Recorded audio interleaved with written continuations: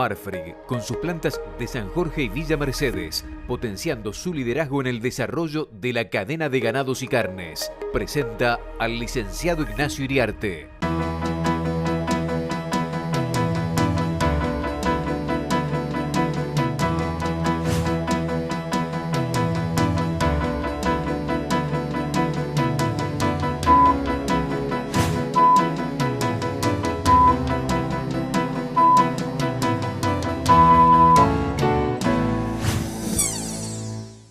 Amigos de Canal Rural, buenos días. Bueno, finalmente se dieron a conocer los datos de la primera vacunación contra la aftosa de este año, que nosotros veníamos anticipando y que ahora se dieron a conocer oficialmente. No hay ninguna novedad en esto. Vamos a repasar. El stock encontrado es de 50.625.000 cabezas, un poquitito más arriba de lo que habíamos dicho en los últimos micros. Esos son 2.168.000 cabezas menos que hace un año. 2.168.000 cabezas es el 4,1% menos de stock ganadero. Esto es consecuencia de la seca. Nuestra idea, la vamos a desarrollar ahora, nuestra idea es que la liquidación lo peor de la liquidación ya pasó, pero los indicadores siguen siendo, especialmente la faena de hembras, siguen siendo preocupantes. Pero es probable que al 31 de diciembre próximo, que la próxima medición que vamos a tener del stock ganadero, vamos a tener un stock estabilizado o en una leve caída, pero lo peor de la caída del stock ganadero ya pasó. Vacas tenemos 21.340.000, tenemos 780.000 vacas menos que en el otoño del año pasado, según la vacunación. 3,5% menos de vacas. Y el dato que para mí es más relevante es que se han encontrado 14.600.000 terneros, 837.000 terneros menos que el año pasado.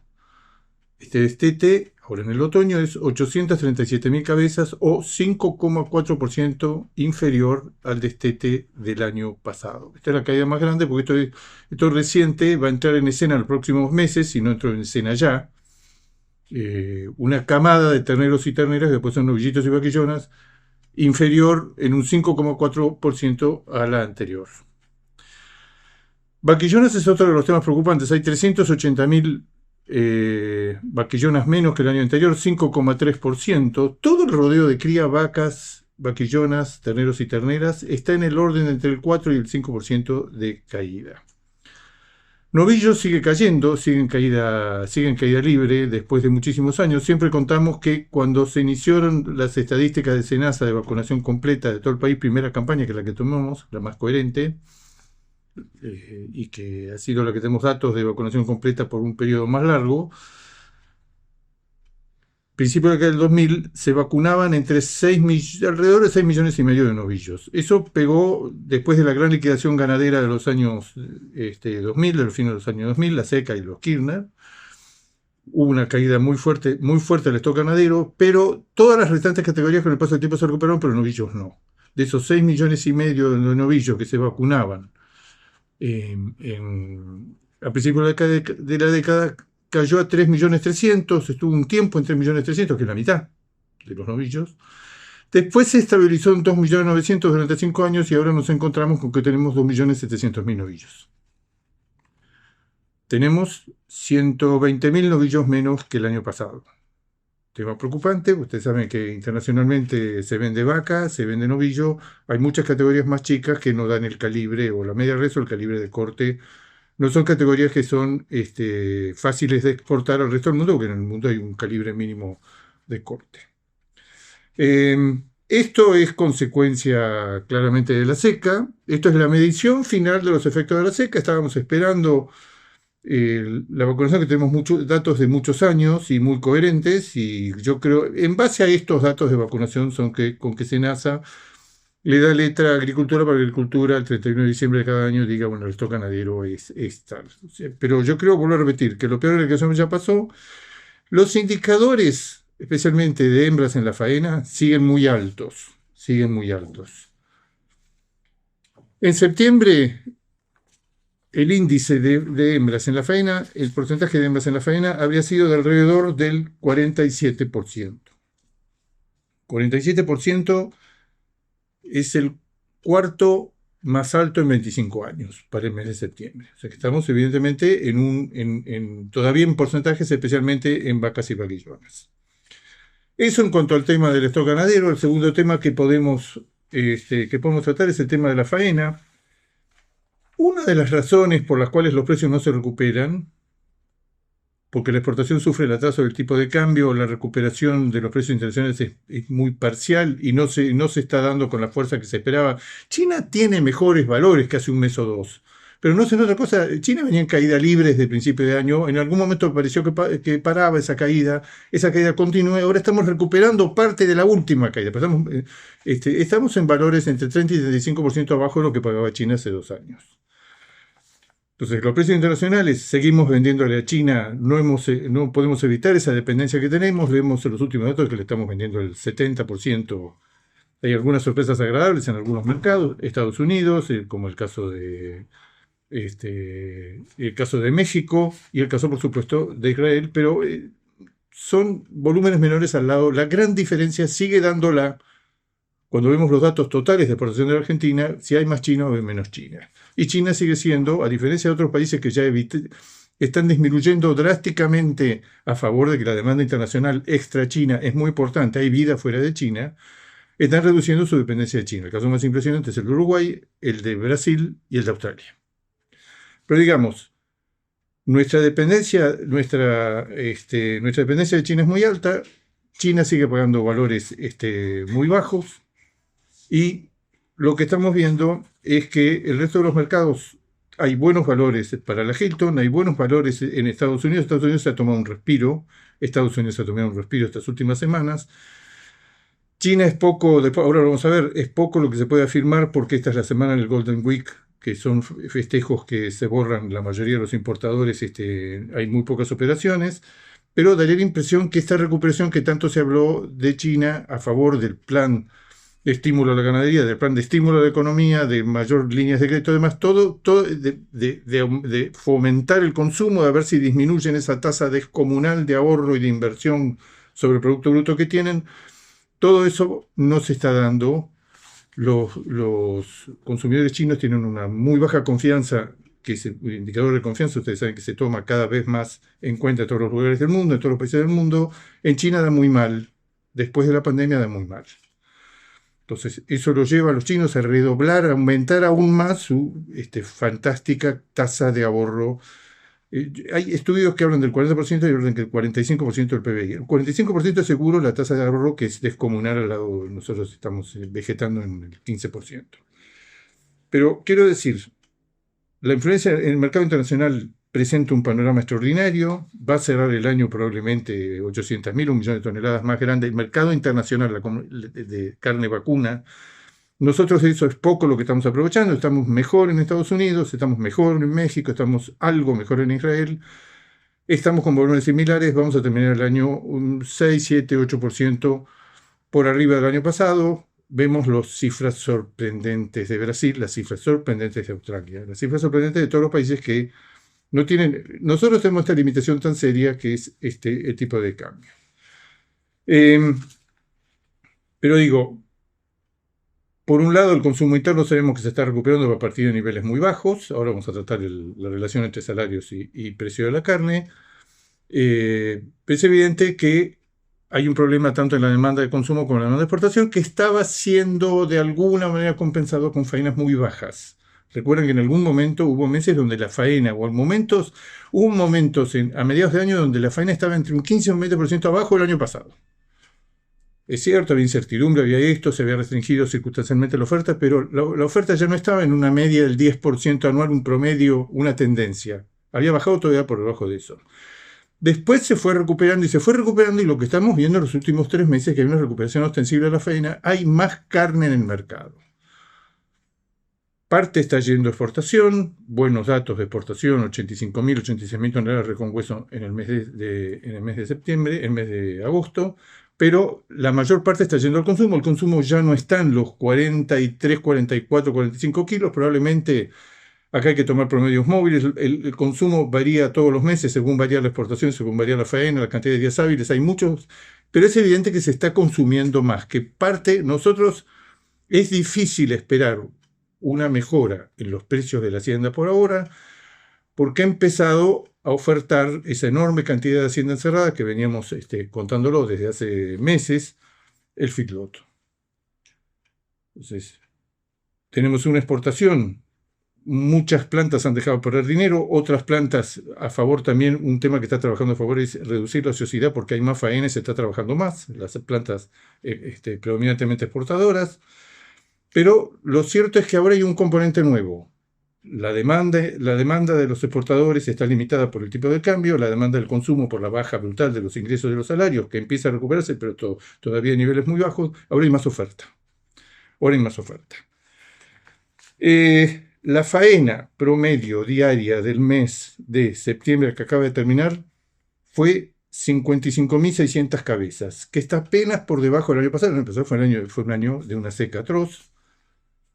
Y con respecto al año 22, que es el último año normal, estamos faenando 55.600 cabezas diarias en el mes de septiembre, ahora que acaba de terminar, y hace 2 años matábamos 53.000. O sea que todavía estamos en niveles bajó, pero están en niveles relativamente altos. Cuando lo desglosamos por categoría, lo que encontramos es que vacas estuvimos matando en septiembre 10.000 vacas diarias, 10.100, contra 9.300 de esos años. ¿Por qué 2 años? Porque fue un año normal, el stock no creció, no había un tema de seca de por medio, oferta y demanda, la exportación estaba en niveles muy interesantes. Matamos en septiembre último 10.000 vacas diarias contra 9.300 de 2 años. Vaquillonas es el ítem que todavía nos preocupa y sigue preocupando. Vaquillonas en septiembre matamos 14.700 diarias, cuando en un año normal matamos 13.000 diarias. Novillos ya pegó un escalón, están 13.500 en septiembre, 13.500 novillos diarios contra 14.000 de un año normal. Y novillitos, estamos en 13.100, ya está en caja, 13.100 contra 13.000 de un año normal. Si uno mira esto, ve, vaca bajó por las razones estacionales, novillos pegó un escalón que va a ser difícil en el corto plazo que se recupere, esa sensación que no hay novillos, y este recuento en la vacunación confirma que hay un componente de que hay circunstancialmente menos novillos, estructuralmente menos novillos en el campo. Ahora, lo que uno ve es que vaquillonas sigue muy alto, vaquillonas muy altos y una vaca que no está en valores propios de retención. Tanto vaca como vaquillonas lo sumamos, le agregamos las terneras, lo ponemos al porcentaje de hembras en la faena, estamos todavía en niveles propios de una... No estamos en equilibrio. Con un 47% a esta altura del año, donde históricamente o estacionalmente baja, no estamos en equilibrio. Faena en los últimos 3 meses, de la mano básicamente del feedlot. Lo que está sucediendo es que la faena es muy alta para las necesidades de una demanda que está acotada en la exportación, vuelvo a repetir, por el problema de la falta de competitividad que nos da el tipo de cambio, que es creciente. Una de las cosas que nos tenemos que ir pensando es que el gobierno va a sostener este tipo de cambio y que tiene altas probabilidades de sostenerlo, y si lo sigue a sostener en estos niveles, con un crawling peg de solo el 2%, puede haber un deterioro, o va a haber un deterioro en términos reales en los próximos meses, y con la posibilidad de que cuando baje la inflación por debajo del 2%, ese crawling peg se reduzca aún más. O sea que no está a la vista por ahora la recuperación del tipo de cambio. ¿Cuál es el nivel de hacienda encerrada? El nivel de hacienda encerrada es 1.955.000 animales, es un nivel extraordinariamente elevado, está rozando por cuarto mes consecutivo, está rozando los 2 millones de cabezas. Los feedlots en Argentina están llenos. Si nos comparamos de vuelta con 2 o 3 años atrás, estamos entre un 15 y un 25%, estamos arriba del año pasado, que fue el año de la seca. Y estamos entre un 15 y un 25% de los 2 últimos 2 años en la que la ganadería tuvo un comportamiento, por llamarlo de una manera normal. Relación entre salarios y carne. Los salarios lo tomamos del RIPTE. El RIPTE es la remuneración imponible promedio de los trabajadores estables. Remuneración imponible promedio de los trabajadores estables. RIPTE suena como un remedio, es el indicador de salarios del Ministerio de Trabajo. qué trabajo el que se tomó, el que elaboró este título.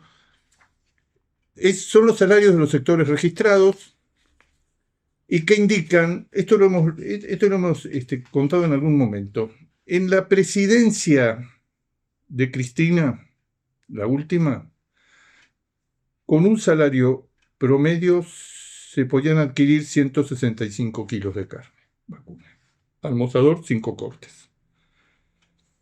En los 4 años de Macri, en el periodo de Cristina, en el periodo de Macri con grandes altibajos, en Macri se pasa de 165 a 168 el mismo nivel, pero ya en caída. Ya estaba en caída. El pico máximo se logró en algún momento en que se llegaron a consumir, el poder adquisitivo de los salarios era cercano a los 190 kilos. Con Aníbal Fernández empieza la caída fuerte, que ya se había iniciado con Cristina y siguió el poder adquisitivo de los salarios en términos de carne. En el periodo de Alberto Fernández se desciende a 129 kilos promedio, los 4 años de Alberto Fernández, la relación entre los salarios registrados, que no son todos, los salarios en general no registrados, monotributistas, independientes, los que trabajan en negro, todos esos ganan menos o mucho menos y tienen una relación que no es constante. En épocas de crisis ganan mucho menos porque no tienen sindicalización, no tienen defensa. ¿Qué es lo que se ve en los últimos meses? El año pasado, como promedio de todo el año, el poder adquisitivo estaba en 129 kilos de carne. Se cayó en diciembre y en enero tocó el piso conocido de la serie histórica, que son 90. En enero, con un salario promedio registrado, se compraron 90 kilos de carne. Eso empezó a recuperarse y se recuperó en febrero, en marzo, en abril, en mayo, en junio y en julio. Todos los meses, a favor de que la carne está estabilizada o está estabilizado en un contexto tan inflacionario, es un retroceso en términos reales, los salarios están creciendo, han venido creciendo desde hace meses más rápido o más que la carne. Esta percepción general que la carne está barata. En julio, que es el último mes que podemos sacar la cuenta, es el último mes que se publicó el RIPTE, que en general se publica con 2 meses de atraso, de los 90 kilos en enero, poder de compra de un salario promedio, pasamos a 125 kilos. Estamos todavía lejos de los 160/180 kilos de hace 5 o 10 años. Esto es una caída, ahora rebotó, está en el fondo. Suponemos que cuando conozcamos los datos de agosto, de vuelta, porque el precio de la carne está estabilizado, el precio de la carne en general le ha hecho una colaboración extraordinaria a todo el programa antiinflacionario del gobierno por el peso de la carne y por cómo opera como limitador o como limitante de la suba de precios del cerdo y del pollo.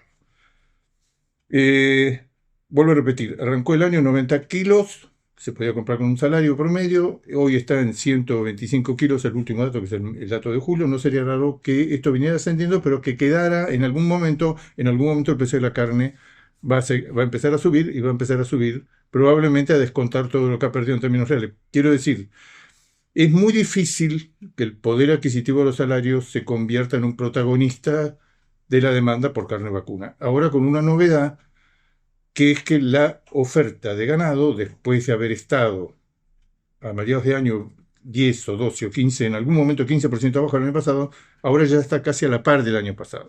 Está casi a la par. El año va a cerrar con un 7% de caída en la faena y en la producción de carne con respecto al año pasado. Pero en este momento lo que estamos observando con preocupación es que todavía la combinación de vacas, vaquillonas y terneras da un índice de faena de hembras muy alto y en general la faena se ha recuperado de la mano, vuelvo a repetir, de existencias en feedlot encerradas que son más altas que el año pasado, a esta misma altura del año, un 3% más altos que el año pasado a principios de octubre. Estos datos que estoy dando, de 1.950.000 cabezas encerradas, son principios de octubre, hoy. Estamos grabando esto el 2 de octubre. Es un dato que se publica con mucha velocidad,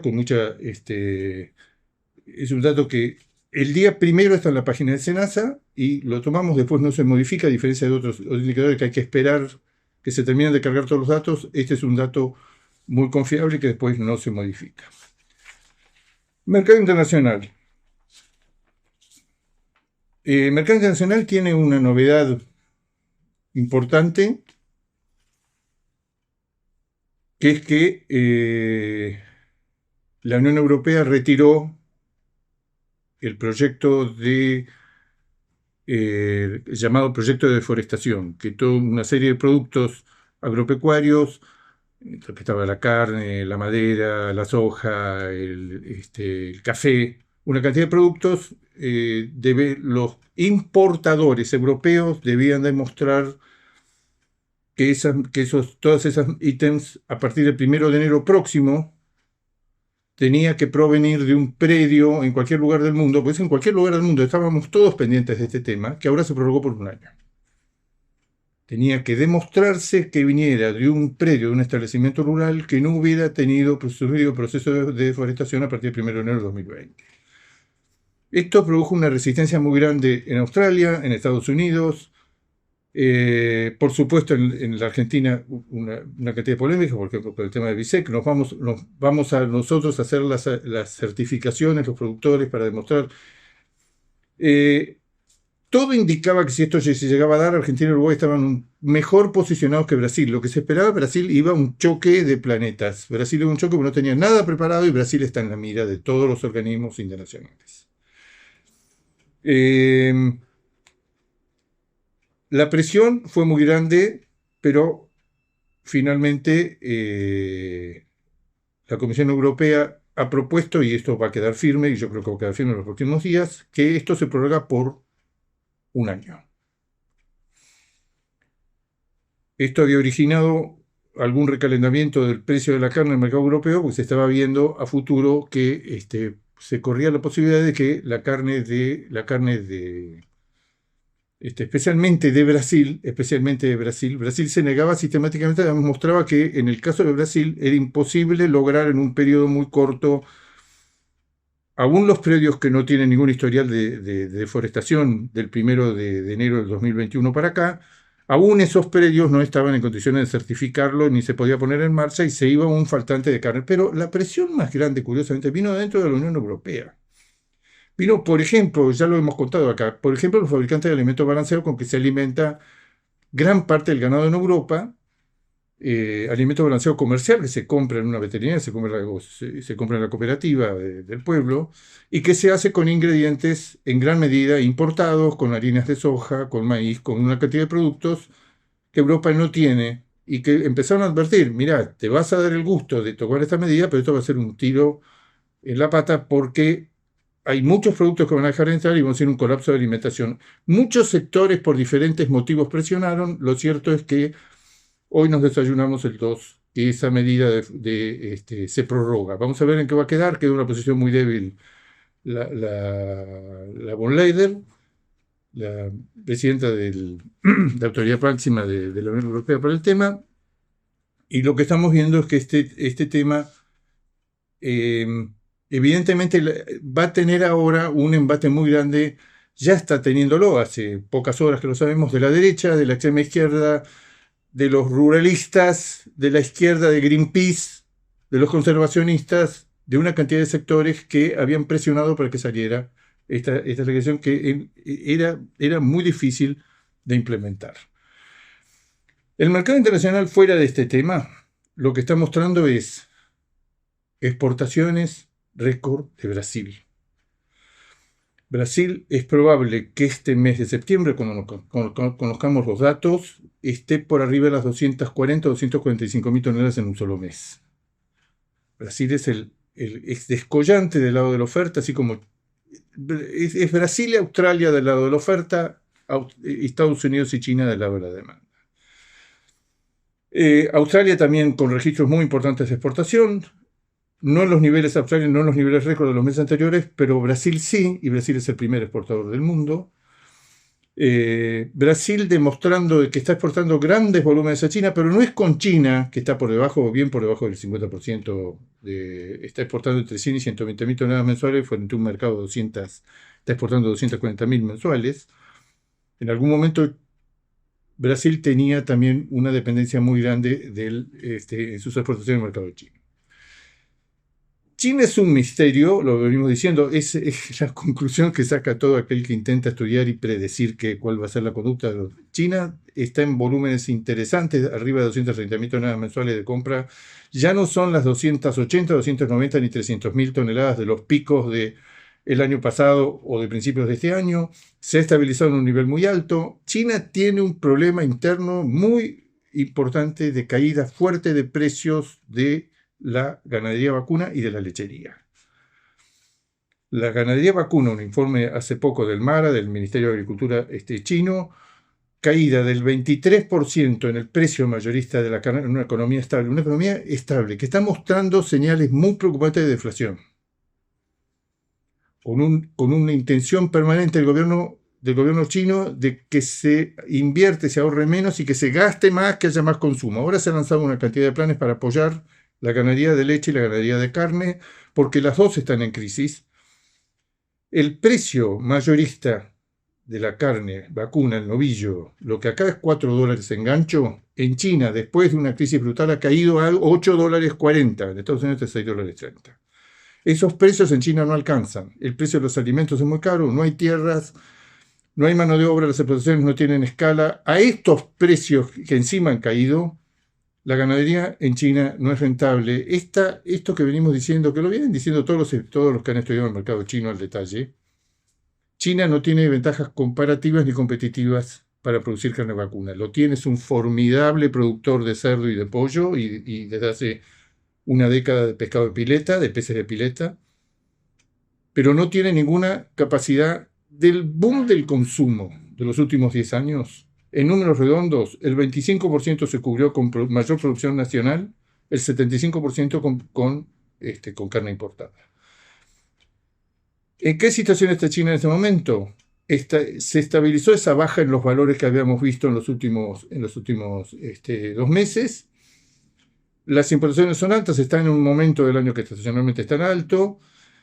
Vamos a ver cuáles son. Hay mayor optimismo porque el plan general de China, de reactivación de China, excede el tema del sector agropecuario, el sector cárnico, que a su vez tiene un subplan para mejorar la rentabilidad que ha caído. Hace poco hicieron unas encuestas que fueron muy conocidas. El 75% de las explotaciones de carne en China está perdiendo dinero, con precios que para nosotros son precios. China tiene costos extremadamente elevados de producción. No tiene tierra, no tiene tierra arable, y como ellos siempre dicen, si tuviéramos una hectárea de tierra arable, lo último que se nos puede ocurrir es poner una vaca encima.